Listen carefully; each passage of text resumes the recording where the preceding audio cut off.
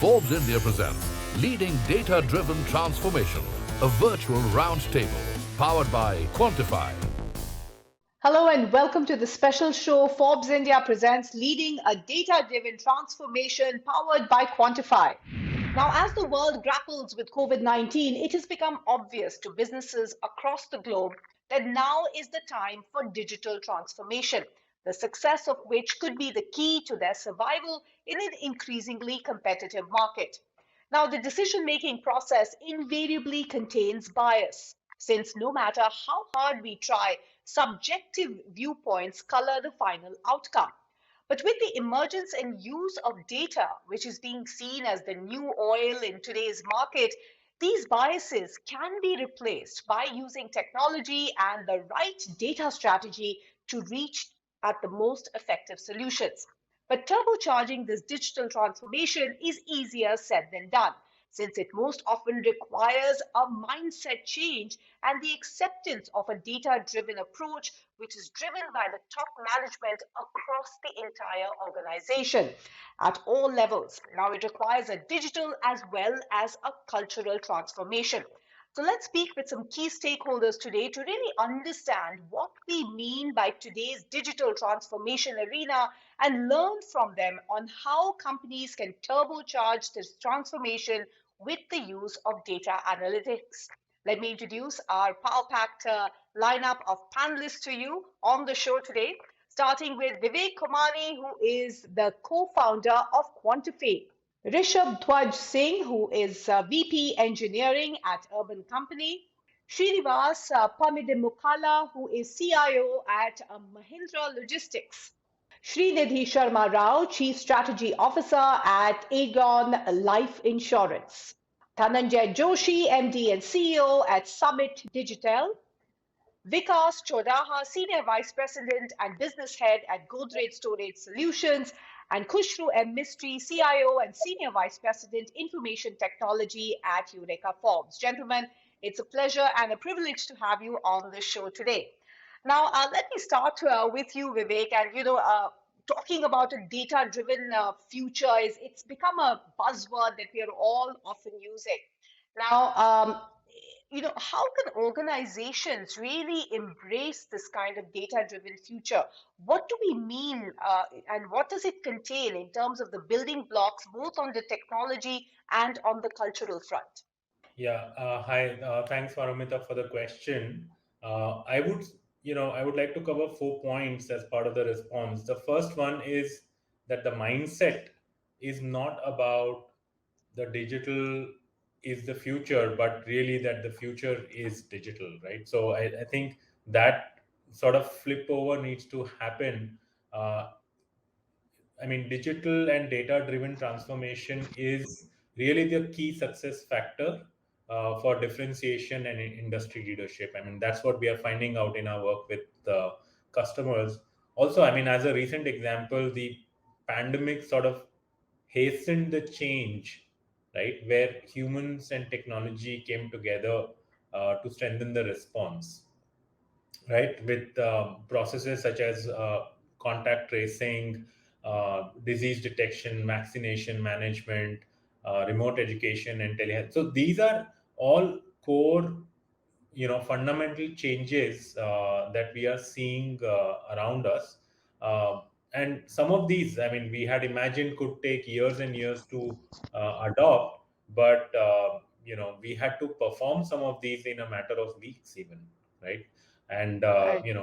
at our work at Quantiphi, we have leveraged the AI first digital engineering expertise to drive some of this change. So the first one is that the mindset has to be that future is digital. The second one, I would say, to specific to your point, right, one has to completely reimagine the tech stack, because the digital tech stack is kind of very different from the prior transformations that businesses have seen, right? So you're starting right from the point of the experience layer of your business, where your customers are experiencing your products and and their interactions with you as a company.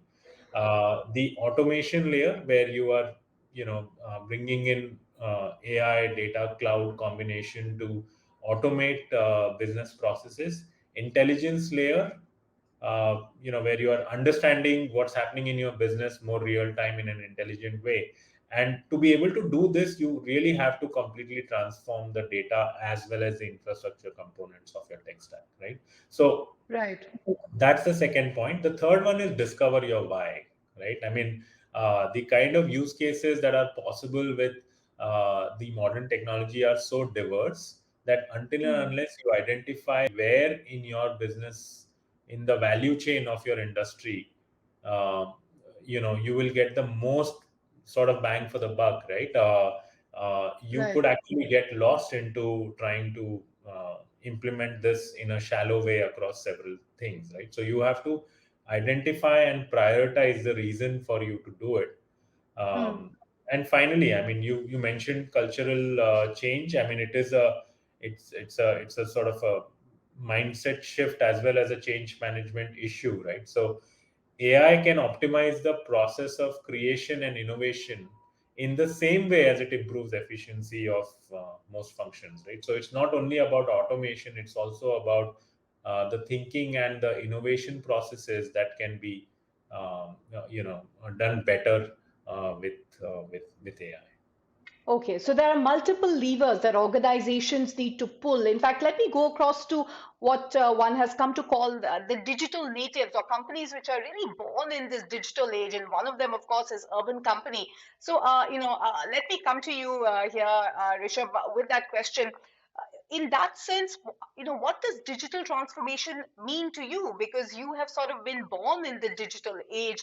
Does it get somewhat easier? Are the goalposts somewhat different? Thanks, Paramita, for the question. Yes, we were born in a digital age, so it becomes easier.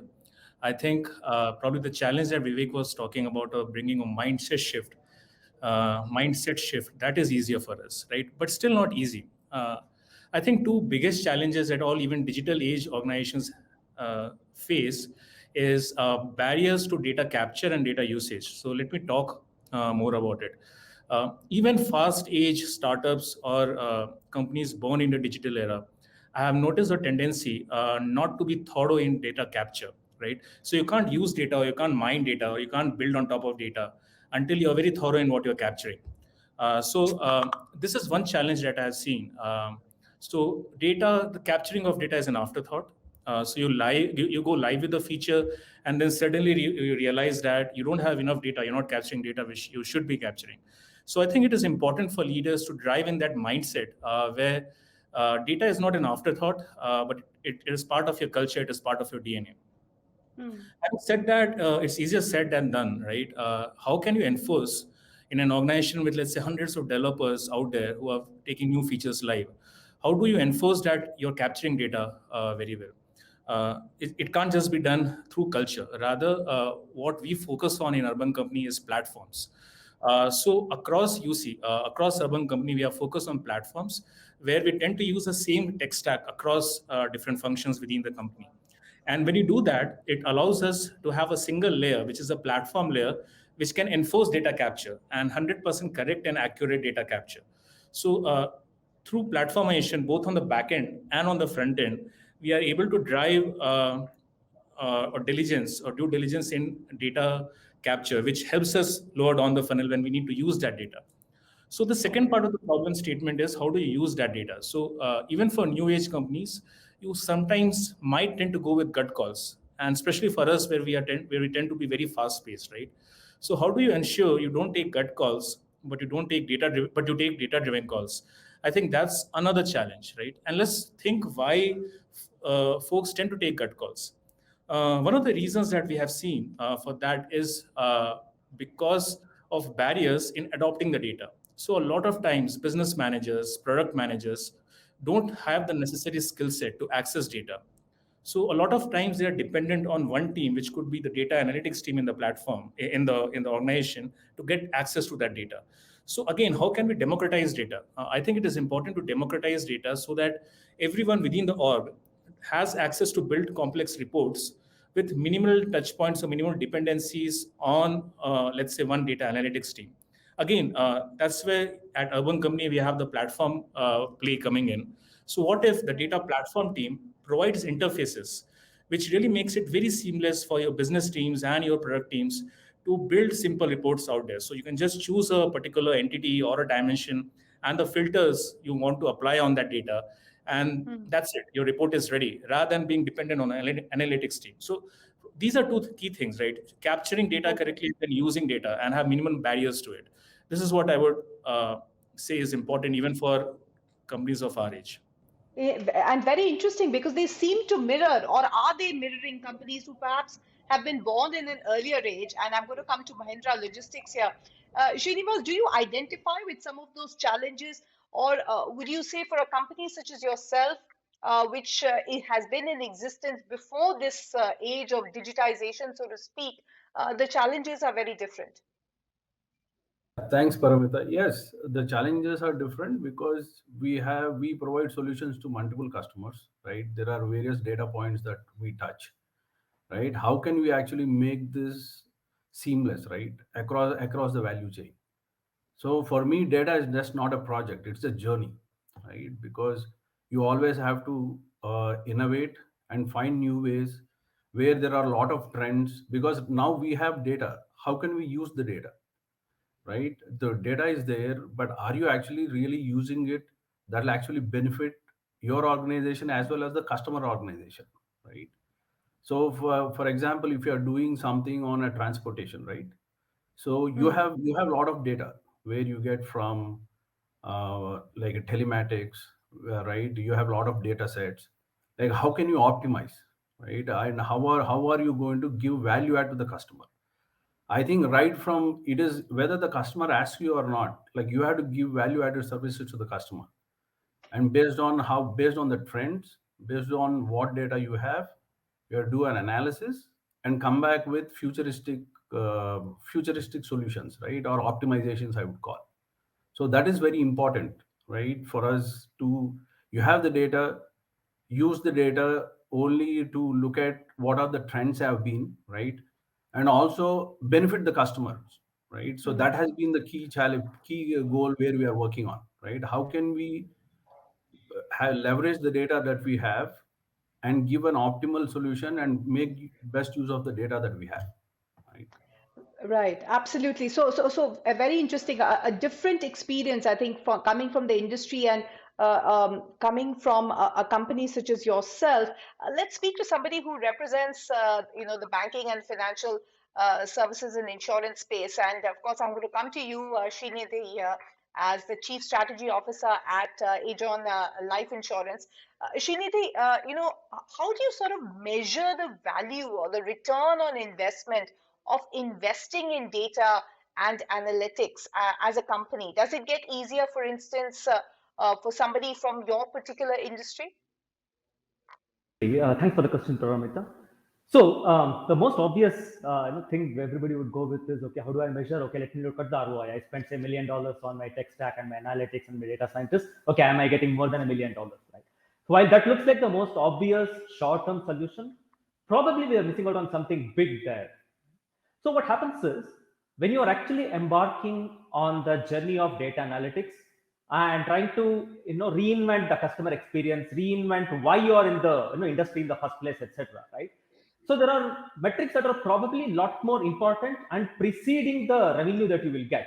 Right? That is going to matter more, and that in turn is going to determine how much revenue lift you are going to have and how much returns you are going to get on your investment. Right? And what is that really depends on your strategy. It could be how much more time customer is spending on your website, for example, right? How many times did the customer return back to your website, right? So are you able to engage the customer more, basically, right? That's the first question. Secondly, are you increasing the customer value, right? In terms of the lifetime value that you're going to get out of the customer, which is an indicator of the fact that probably the customer is going to get more out of you through this digital transformation, right? So on and so forth. Right? And also, are your expenditure on operational things, have they reduced because of digital transformation? Right? So these are all the various different dimensions you might want to look at. When you're looking at the ROI of analytics investment, rather than just looking at the dollar value of investment versus what is the incremental lift I got out there, which is right, but it's a very short-sighted and probably a minuscule part of the larger picture. That's Very interesting. Now, let's speak with the representative here of Eureka Forbes. We've got Khushru M. Mistry, who's the Senior Vice President. And Eureka Forbes has really been around, I think, for many, many generations, and you've had to innovate and adapt to both in terms of your products and your services, and of course, the demands of the customer in this new age of technology. What do you prioritize first, and how are you assimilating a data strategy in today's world? It's a very simple answer to a very difficult question. Okay, it's all about the customer. For us, when we look at the journeys of our customers, that's where it comes down to the customer centricity part of it. And yes, you are right. We've been there for a multiple amount of years. So our journeys have basically been moving from a very emotional based selling techniques to a very data driven side of it. Uh, Easier said than done. It has been a journey, but it has proved to be quite successful within the COVID arena. Something which we could have done in 5 years, we did it in 5 months. So that's definitely an upside for, I would say, the COVID era. Okay. However, when we look at the way we have been dealing with the customers, data analytics has actually provided a step further, which we could never have imagined, that during a sort of a pandemic lockdown, what is the most important thing for the customer? And what we identified is I think a word called empathy.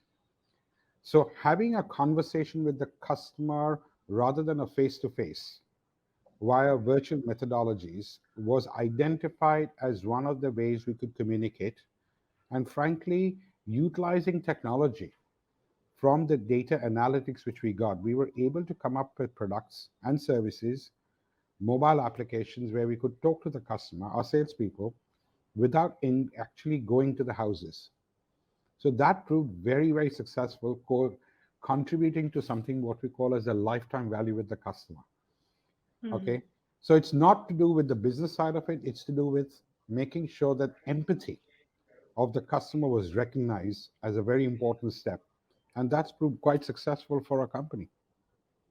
That's fascinating. I mean, in that sense, the customer has been at the center, and perhaps I'll hear the same from our next guest who is there on the show. Vikas, would you say has it been a similar sort of prioritization? How do you actually define your success when it comes to a data strategy? Does it depend on the response that you get from your end customer, or are there some internal goal settings that you do as a company?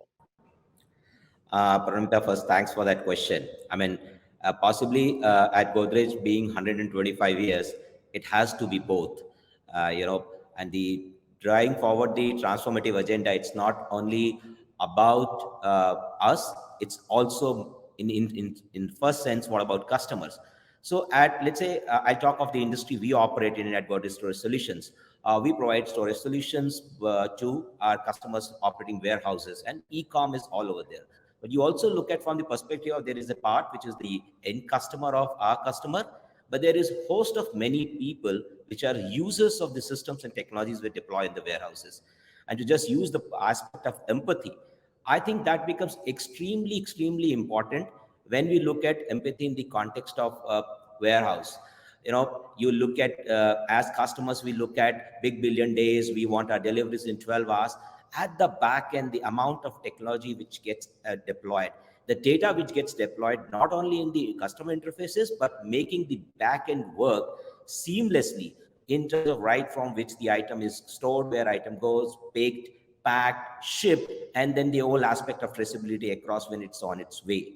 So I think it is phenomenal in terms of its capability, in terms of offering what it can be. And to just use the word instead of, I think it just accelerated in last 12 months, the amount of technology being deployed, we have seen in terms of pushing the boundaries within the domain of warehousing and intralogistics is phenomenal. But we should not forget one fact is that there is a human aspect. We are still looking at huge number of people interacting with these technologies, working with these technologies, and that should be one of the things we must consider when we are driving forward. Indeed, and that's also perhaps one of the big challenges. And Dhananjay Joshi, let me come to you, who's the MD and CEO at Summit Digital. Dhananjay, we need a buy-in. I think all companies need that buy-in from employees, especially companies who've been there before this digital age. So, how can companies sort of promote and enhance these skills in data and improve analytical literacy? I mean, we had both even urban company referring to it, where it really requires that employee buy-in and also for them to be able to utilize these new data analytic skills.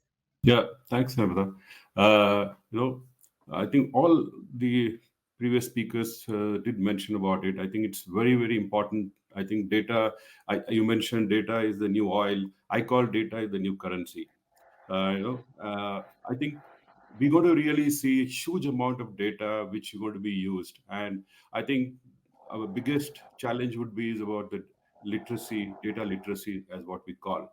I think one of the largest global IT companies where they were surveyed across the roles, they found only about 21% were confident about data analytics. I think that itself shows that you might have a lot of volume of data coming in, and more so as we're going to go into the 5G. I think we're going to not just about human, but about machines to machine communication will take place, which means you're going to see a humongous amount of data that is going to flow in, and how we really make effective use of that data, I think is going to be the one. I think, like I just say that behind every good decision there will be a lot of data that is required, and I think that is how the things will be. And I think if you look at it, one of the reports of the McKinsey also claims that the companies that have put the data analytics as one of their cornerstones have shown a growth at least 1 times growth greater than 10% annually. So I think we're going to see literacy becomes an important factor, because we will create a lot of points where the data will flow in, but how we do it, I think that's going to be a biggest challenge. And how do we make people data literate? I think some of them really we look at it. For example, if you want to read data, it's not about just data, which means we need to understand what data and what are the aspects of the data. We will also have people who will talk about, work with data. There is something is how do you data? You've got a lot of raw data coming in. How do you data mining you need to do? You need to really analyze the data. I think this is going to be because there is a threat of being overwhelmed by this deluge, absolutely as you deluge said. of data that is going to come in. We will find all possible innovations to store, get the data, but still needs to be analyzed. So we do a lot of analytic tools have come in now, but still I think we need to have the human, as someone was mentioning about mindset change that is required, so that we need to have data. In fact, let me go across to Vivek with this point, and I think that is the key challenge. Vivek, would you say that perhaps organizations today are facing? I mean, do they prioritize mindset change? Do they prioritize the right technology? How do they ensure it's not a piecemeal approach and just a tick in the box that they are on the digital path? Yeah, in our work, what we have found, Paramita, is that unless organizations are thinking about taking a responsible approach, right? So unless organizations are taking a responsible approach throughout the process, they might find early successes, but at the time of real implementation, 1 out of every 2 use cases that are nearing production actually fall out when people face ethical concerns around the coexistence of AI and you know uh, humans, right? So it is, you cannot think about it as a tick in the box, or or you cannot kind of sort of kick the can down the road and try to address it later. You have to almost address it upfront, right? From a from a concern perspective, I think fundamentally it is easy to understand that AI or data is being looked upon as a threat and a substitute to human ingenuity, right? However, AI and human intelligence need to look at each other as a sort of a reinforcing yin and yang kind of a relationship, right? Where the yin sort of entails the human qualities of exploration and experimentation, and yang is the execution and measurement of these experiments that are enabled by technology, right? So, to be able to implement this, I think human centricity and responsible AI, these two are very important concepts. Let me take this across to Rishabh, because I think you were alluding to the fact that perhaps you've used a platform, you've used technology to sort of make it foolproof in terms of employee buy-in as far as your data strategy is concerned.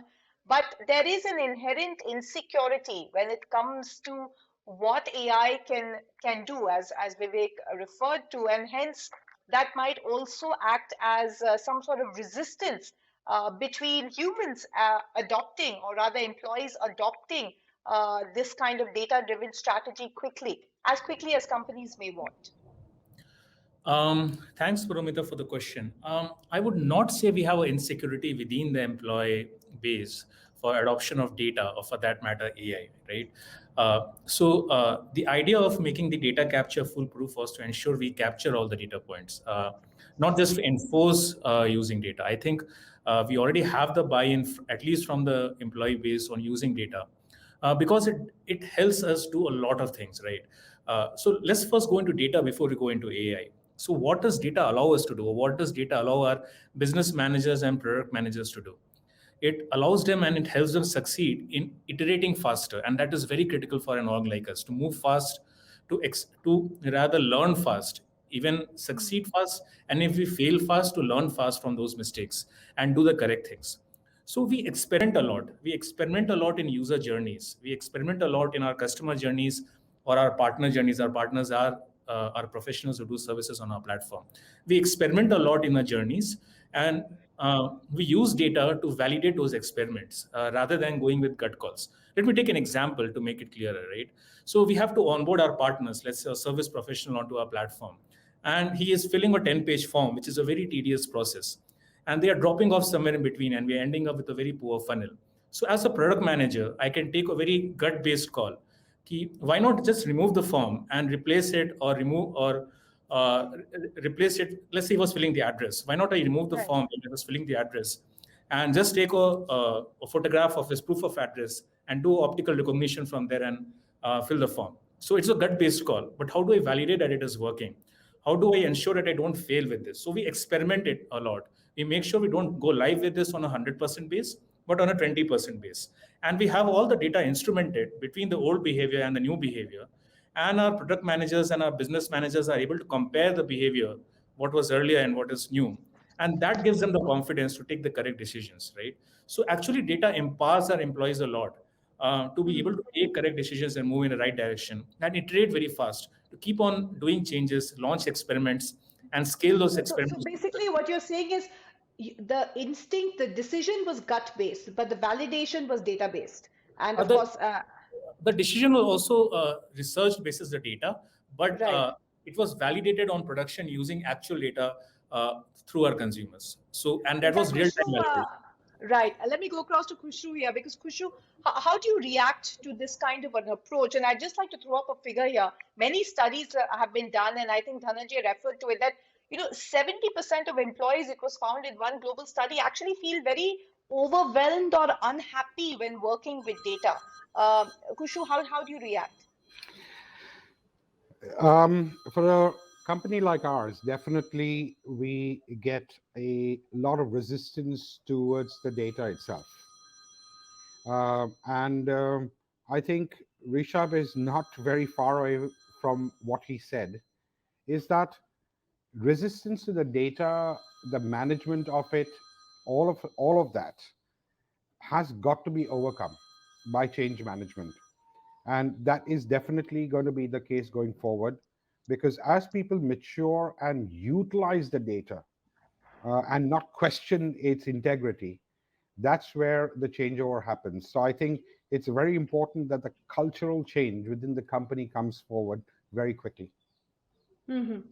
Okay, and so we're taking this forward in terms of cultural change coming in quickly, and especially for companies which could have legacy issues. And let me go back to you, Vikas. I mean, Vikas, how do you sort of respond to this? And we've been talking a lot about data, but at what point in time, for instance, does a company such as yourself bring in machine learning, bring in artificial intelligence in this digital transformation curve? But that's a very valid point for an organization like us. I mean, the cultural change aspects become extremely important to, first to respond to the point you're making at what point in time. I think it's a second level. The first level we start with is looking at, I mean, how is the data acquisition? So for a company of our size and, diversity, you would find the data is spread all over. So the layering starts from the perspective of first look at a data strategy, data architecture, and then you can look at use cases coming out of machine learning and AI. So that step one becomes the first thing. And I totally agree with the point of there itself, the cultural change is required in terms of looking at that. Is this data acquired for the sake of data acquired? And, how do you make it, really easy for people to have the data and access? And you need to calibrate our approach. While the cultural changes are a very important aspect, as many as levers you want to apply, right from the CEO's agenda to all the leadership team, you also need to understand the fact that it's a large organization you're trying to deploy at. And that means you pick and choose few segments. I just borrow the Rishabh's point of experimentation. An organization of our kind sometimes had to do this experimentation internally as well, in terms of picking a small group, a subset of people, and then having a success around and then scale it up. So I think layer one for us would go to the data strategy and data architecture. Then we start looking at what point of time we bring in more advanced tools like ML and AI. That's the way I would respond to. Right. Srinivas, how would you respond to some of these points? And, there's always the third-party interface, or rather outsourcing to a third-party company when it comes to having this kind of an approach towards data. Perhaps, many companies also resort to that when the legacy issues become a little too overwhelming, or they need really that speed with which to approach a certain challenge. How did you sort of overcome some of these issues? I think most what we have is we have API calls that go to most of the customer systems, right? So that's how we integrate and get that. But I think main challenge comes, I think, is the adoption, right, of data, right? For example, if I think a lot of other panelists have mentioned, the culture or probably the adoption. For me, getting onto the AML is still some steps away. But first, I just wanted to make use of the data that I have and create a culture within the organization where the company makes database decisions, right? Rather than, like Rishabh mentioned, it is not going to be gut based, but it's going to be database decisions, right? So that's why for that, what we are trying to do is where we have partnered. It should not be an IT led initiative, right? So that's a fundamental thing. It has to be business driven, and we have made sure that there are people from each of the businesses participating in that journey. So we have about 8 or 9 verticals, and we have people from all those verticals sitting together. Then they are the ones who will go and use the data, and they are the ones who are going to develop reports for what they want. So as long as you make them responsible, right, and of course the data is secure, because the security is the most important aspect any customer looks at, and we have a highly secured environment. I mean, that is one of the critical factors that anybody will trust you, is because of the brand we have, and also the security we put around it, right? Absolutely, and those are very valid concerns, Srinidhi, and I can see you nodding as well, because how do you, again, referring to some of the points raised, how do you prevent it from becoming a siloed approach from the IT department leading some of those changes? And to pick up on Vivek's point, is it really important to democratize access to data, or should again one take a calibrated call? Yeah, absolutely. So I think we should take a few steps back and look at where we are all coming from, right? So there are three major shifts, if you will, that are happening today in the industry, right? One is that all of us know there is a ubiquitous amount of data that was just not there just a few years ago, right? Humongous amount of data coming from our directions. Second aspect is the technology aspects. You have so much advanced technology to store this data in a very, very cheap, cost-effective fashion and process this very, very fast in a timely fashion, right? And last but not the least, you have all the entire math aspect of it, all the algorithms. and analytics in order to get meaningful insights out of this data. So these things have come together today.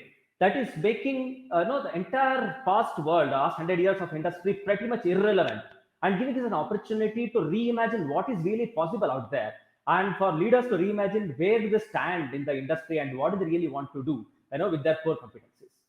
In this scenario, right, the first thing that the leader obviously needs to do is to just imagine, okay, where should I be taking the organization, and how can I add value to the customer? And second, once he knows that, the next most important thing is to rally the entire organization behind him. Right? And that means that one is that obviously you need to take the entire leadership team along with you, and if you're short of a certain set of skills or certain mindsets, you need to hire those mindsets onto your leadership team.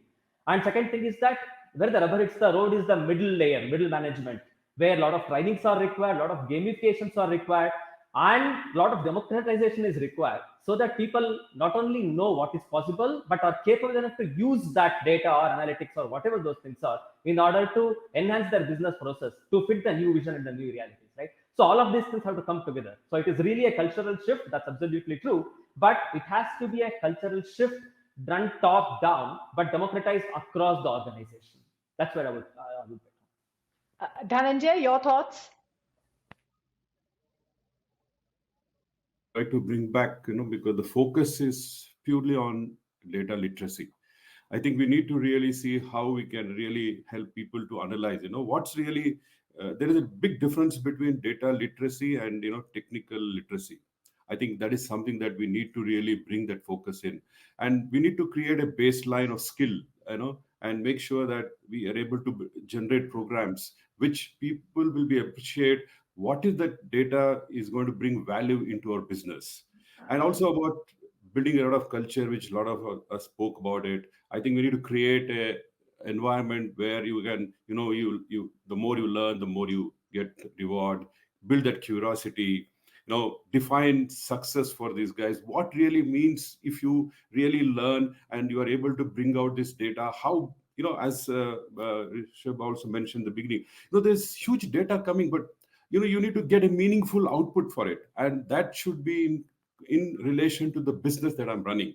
So unless I don't do that, this volume of data is as good as junk. And I think it's important that not just the guys who really do analytics need to be involved, but I think it's the entire management or the entire company need to be part of this process to see people understand that analytics is the way of life. And every good decision, what we take, behind that there is a lot of data which will, so that you are able to argue, convince, whether it's customer, whether it's your partner, whether your supplier. I think the data will play a crucial role, and this is going to be the way of life. So we need to see that literacy is built up, know that. Also at the same time, we need to also tell them analytics is alone isn't enough business. There is beyond that, but analytics would help us in trying to put a strategy in place for our business. Absolutely. And whenever we have these discussions on data-driven strategy, I always end up feeling like a data illiterate and thinking, okay, I need to do some basic primer course, because Vivek, what does it mean for the future? We are having this discussion about turbocharging transformation. Would you say that at some level, perhaps brick and mortar and companies with more legacy issues will be more hamstrung, as opposed to, say, digital natives who have been quickly off the block since they are more digitally literate? I mean, what's going to separate the wheat from the chaff? So, Paramita, I think, to begin with, our belief is that we are at the beginning of a very long-term fundamental, technology change cycle, right? And, I want to pick on what Srinidhi said before, which is, the cost of compute, the cost of store is essentially, and, in the AI and machine learning world, the open sourcing of underlying technology blocks, all of this is in general bringing down the unit economics of,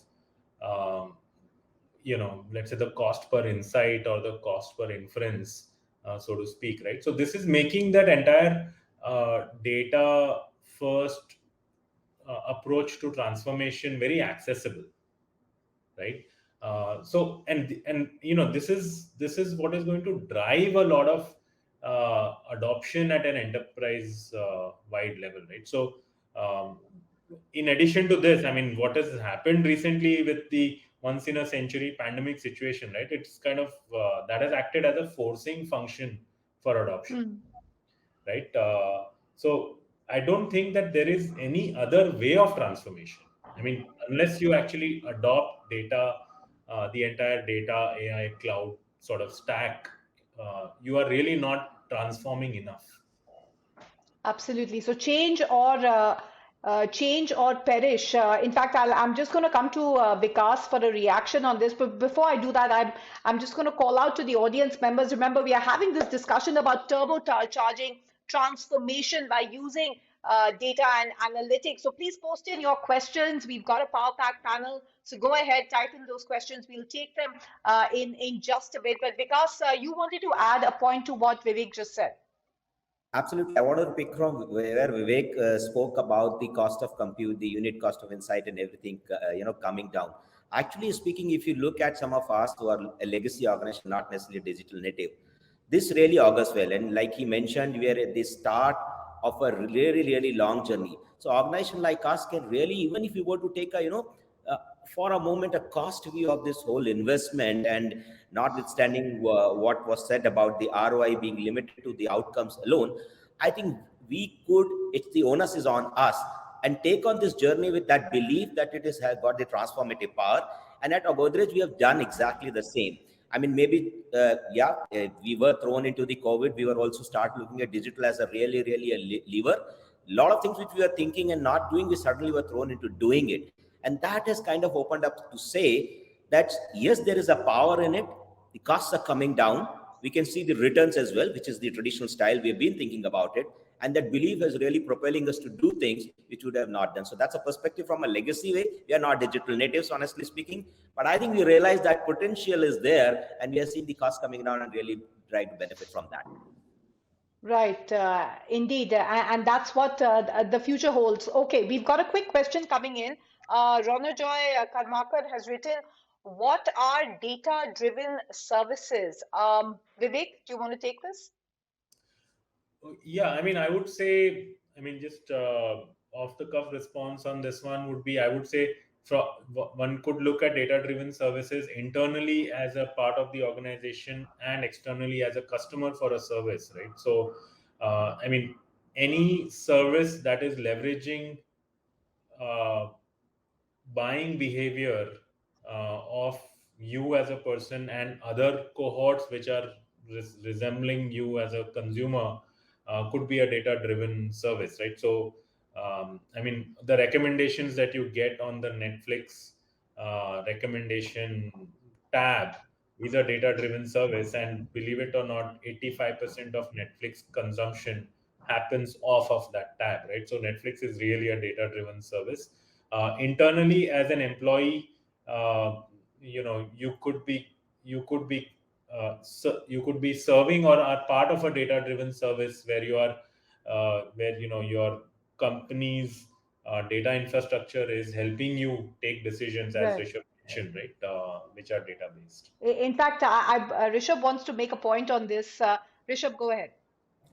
Sure. Earlier, I mentioned how data for a consumer-facing company like us, right? I mentioned how data enables us to take decisions, right?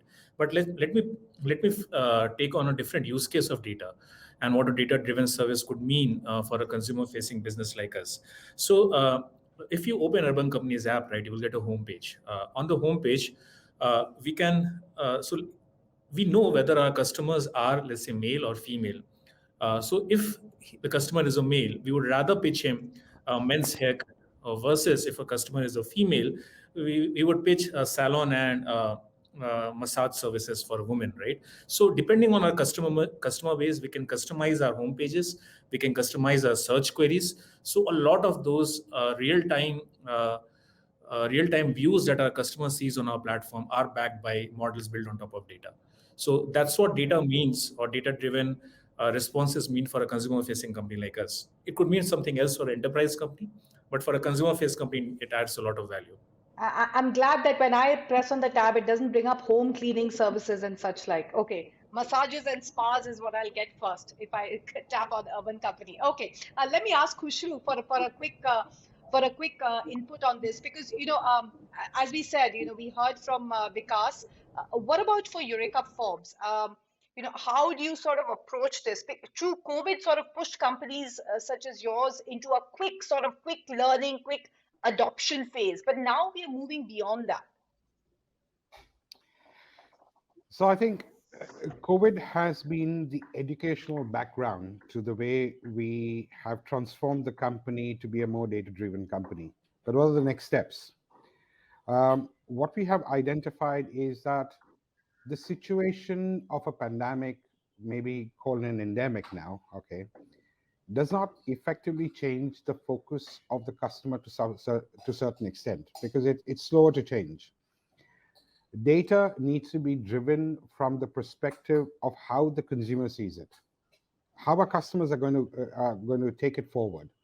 And I think that's where the value of data comes into the picture, where I'll give you one example where we have actually identified, because of the databases which we have, we can actually tell you the quality of water which you're getting in your household, because of the extent and length and breadth.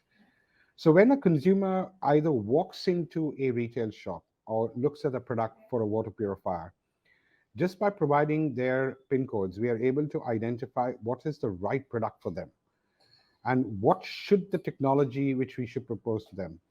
That's the value which is coming out. That's the value by which we can say, here's the right product for you to make sure that the health and hygiene of your family is maintained. And I believe that's the value of the data. The hyper personalization is going to become a lot more important, and data driven strategies will try and enable that going forward. Absolutely. Hyper personalization. That's a great term, because there have been so many apprehensions about, data stalking, so to speak. And, where do you cross that fine line between, privacy of a customer and, using that data effectively. So, Dhananjay, there's a question here, and I'm bringing it in the context of governments, which have been really, coming down hard as far as privacy is concerned. And we have a question here from Dr. Gopala Krishna Behara. And Dr. Gopala asks, what is the role of data transformation in the government sector? This is probably a tough one, because we are talking about data transformation strategy for the government sector. The role of data transformation. I think there will be, look at, I think when government is least involved, I think the transformation happens much better. Look at the software industry, for example. I think we've been seeing that, they've just flourished when there is least regulation and least involvement. So I think what is more important from the government point of view is to see that how much of the security of the data is, as you mentioned, personal data that we are talking about. We are seeing a lot of incident that, whether it's Twitter, whether it's the other, lot of social media. So I think they play a greater role in making sure that there is a certain amount of security of the personal data that needs to be protected. I think that's the policy formation is more important for making sure that the what government sector could be involved in making sure the data transformation takes place, rather than getting into actual data managing. That's left to the company that are there who can do it. But I think the government need to put certain policies in place which could help us in the growth and making sure the personal data is protected.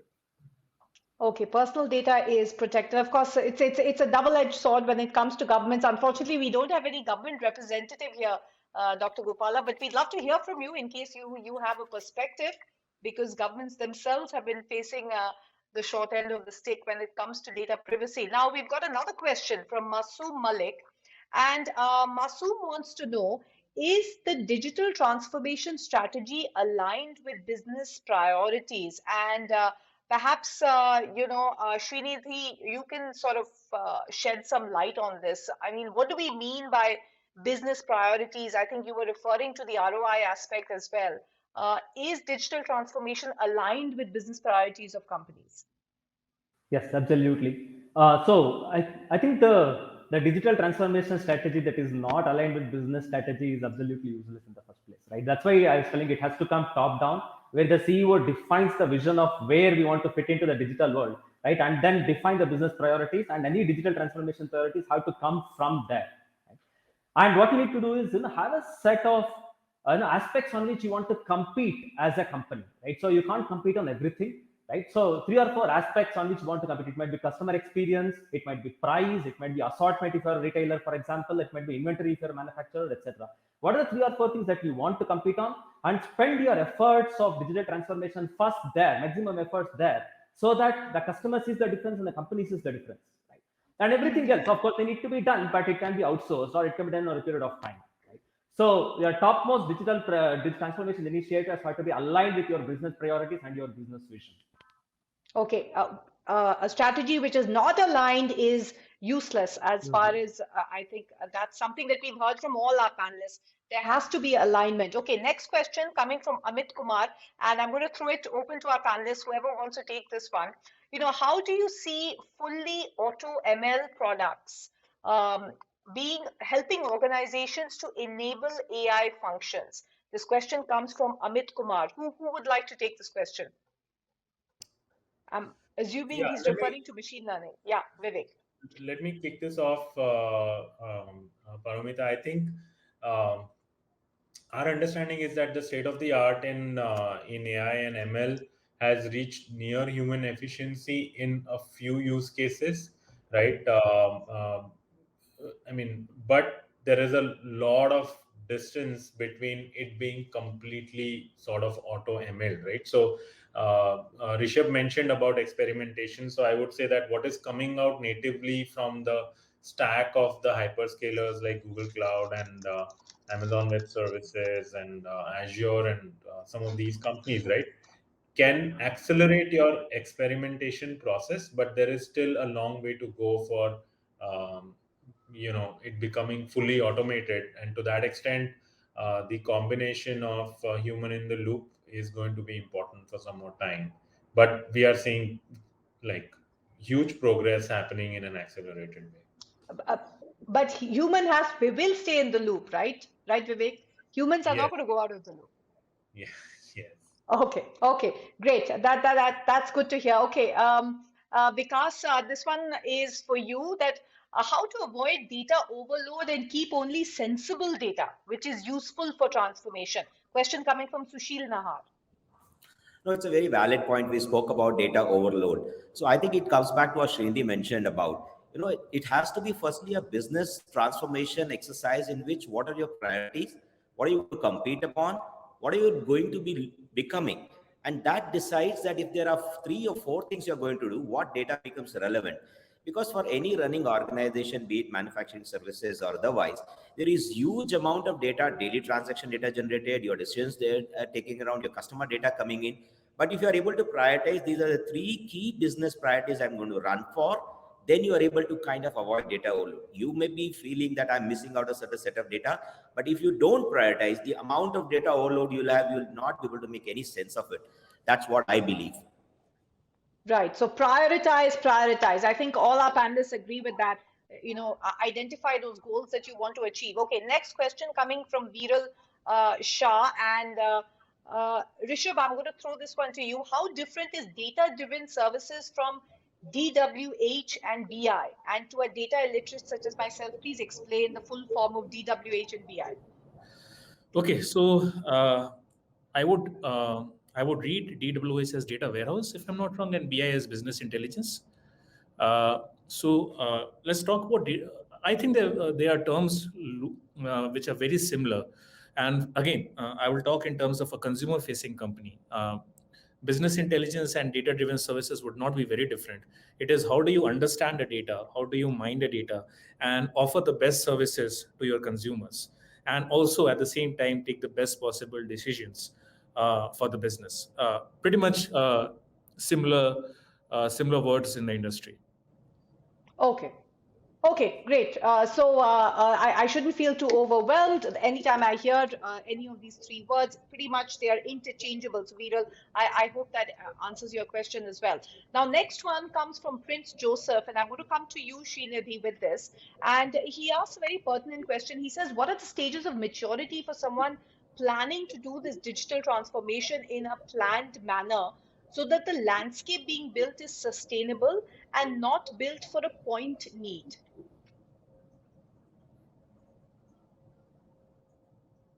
Yeah, that's indeed a great question. So every organization has to go through this eventually, otherwise they'll perish. And the question is, how do we go about it in a sustainable fashion?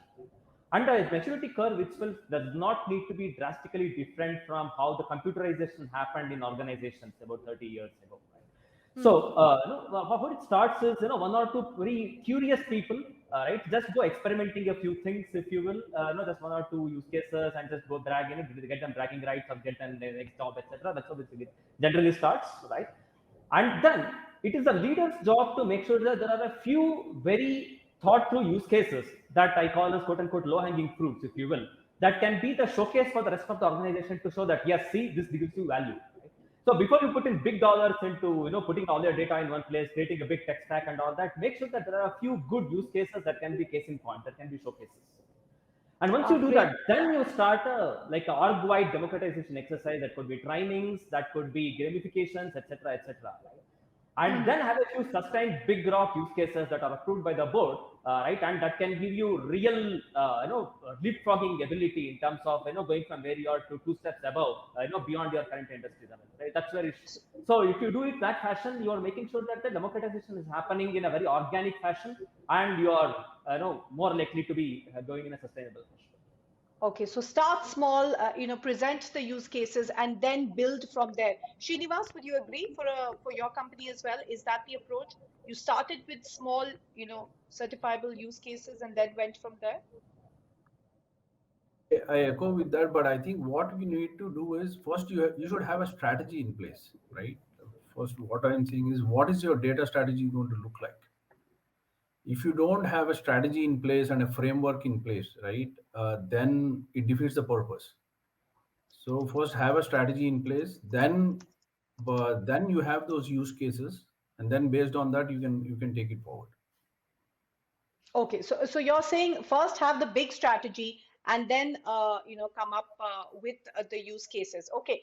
Now the next question is coming from Rajni Ranjan and Rishabh. Coming back to you, how can we protect from all types of phishing in the corporate world?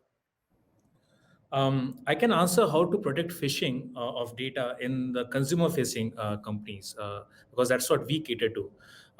For everyone, phishing means someone pretending to be someone and stealing your data or gaining access to your account, right? So, as a first step, and I think this applies to all consumers out there for every internet company that you have access to. The trick is not to share your passwords, even if it means someone is pretending to be from the company itself. And second is not to share the OTPs. So the strategy that we adopt is to be very clear in the communications for them when we send out the OTPs that this OTP is only meant for you and you should not be sharing it. So this goes into the territory of security. So just stepping onto it, there are some other security levers that we deploy. For example, two-factor authentication or device binding. So if someone is trying to phish or trying to gain access to your accounts from another device, we make sure that he or she is disallowed from doing it. So goes into a security realm, but these are the levers that we deploy. Yeah. Right. And hopefully that answers a part of your question. Now, Vinay Rajay has another question, and this one actually I'll start with you, Khushru. In terms of, essentially the question is about show me the money. I mean, can you shed some light, he asks, on the financial aspect of how this will help grow the revenue of an organization? And Khushru, has that time come for brick and mortar companies such as yourself? Because you want to see the return on investment. Shareholders want to see that ROI of all the dollars which are going into building this kind of data stack going forward. A very important question, which is always asked by the board, and I think I'll answer it in a very, very, very straightforward manner. The relevance of data and analytics is always to showcase two things, okay? And in simplistic word, how do you grow your top line revenue and how do you reduce your bottom line costs? Let me talk about the growth side of it, which is very, very important. The fact of the matter is you are utilizing the data and the analytics of different sources of data, whether it's social, your ERP, your CRM, and making sense of the data and providing nudges to your customers to procurement of products or services. I think this is where the value of data analytics comes in because it crunches the data not only just of your preferences, but that of your needs based on the data which we collect. When we provide the right nudges to the customer in question, which I was talking about, the hyper personalization, we find that the that the customer will always go with a recommendation made from a company which deals in that and it's well known to deal in that kind of product. So that product value of the customer or the share of wallet goes are higher, and that's where the financial aspects and the ROI are maintained. That's the way I would like to put it, and that's the power of data-driven decisions.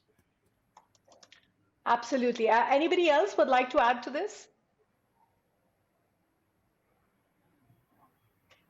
Okay. So I think, Kushu, you've sort of laid it out in terms of the financial metrics and really understanding the ROI. Now, we've got another quick question in terms of the biggest challenge. Now, Masoom Malik has come back and asked this question. What's the biggest digital transformation challenges? And since we have such a wide representation, let me go from panelist to panelist. Vivek, in one line, what's the biggest challenge, generally speaking, that companies face?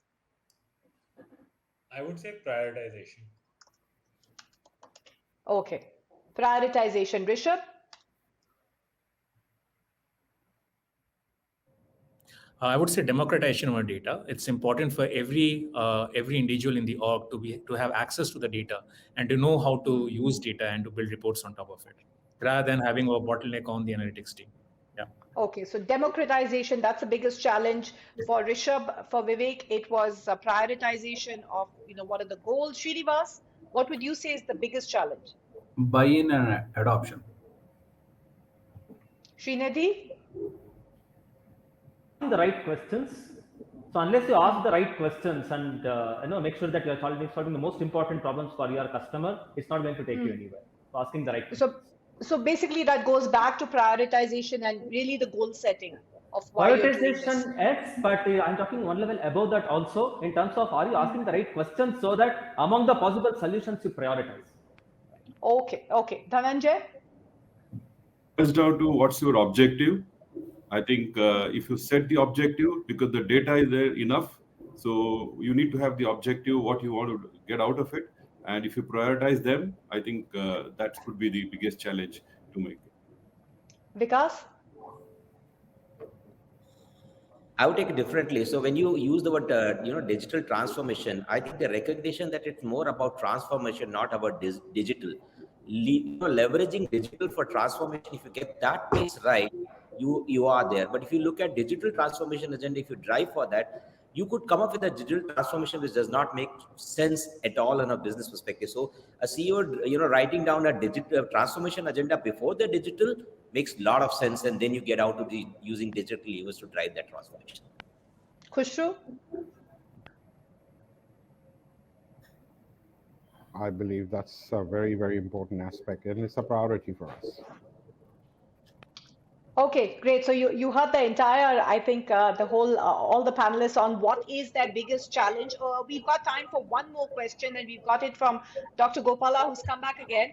And the question she's asking is, how do you view the data strategy of enterprises?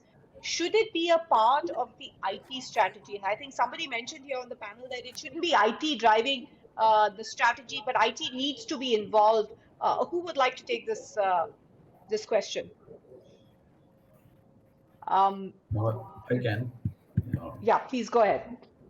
I think it should be part of IT strategy because end of the day, the transformation, the tools and technology will be provided by IT. But you should have a business person that will be running the initiative itself, right? Because the data is going to help the business make data-based decisions, right? So you need a business sponsor and of course an IT sponsor, and it should be part of IT strategy as well, right? Okay, so a 50-50 sort of Yeah. partnership between the two. I think Okay. the driving the change itself is on the business itself, right? Providing the back end and also giving the tools and empowering the users is an onus on IT, right? So I would say it will be more on the business and less on, I would say, yeah, I could say like 60-40 probably on the business Okay. and then IT. I can, what I would just like to add there is, I think there are several aspects of data strategy. I mean, if you're looking at it from a business process standpoint, I would think that IT needs to take the lead. But transformation from a business perspective, product perspective, customer strategy perspective, going to market perspective, right? So these are all things which business has to take the lead on, right? What exactly are they driving in those strategies, and how can data support that? And then implementation of that could again then become a joint process. Okay, I think very interesting. There's no clear-cut answer, but I think the sense is that there has to be a partnership. The weightage can vary, but clearly, we've heard from all our panelists in terms of how goal setting, democratization of data, all of this has to be part of the overall strategy. In fact, gentlemen, we've completely run out of time, so I'm not going to be taking any more questions. Apologies to the audience, but it's been a very enriching conversation. I know that I've come away much richer in understanding what we exactly mean by digital transformation. The two words carry equal weightage, I think, across the board for companies. And gentlemen, thank you so much for joining us. So there you heard it from a power-packed panel here today that we have on CNBC TV 18, which is bringing you this special show of Forbes India and Quantiphi present turbocharging the transformation journey with data analytics. Thank you so much for joining us today. Forbes India presents Leading Data-Driven Transformation, a virtual roundtable powered by Quantiphi.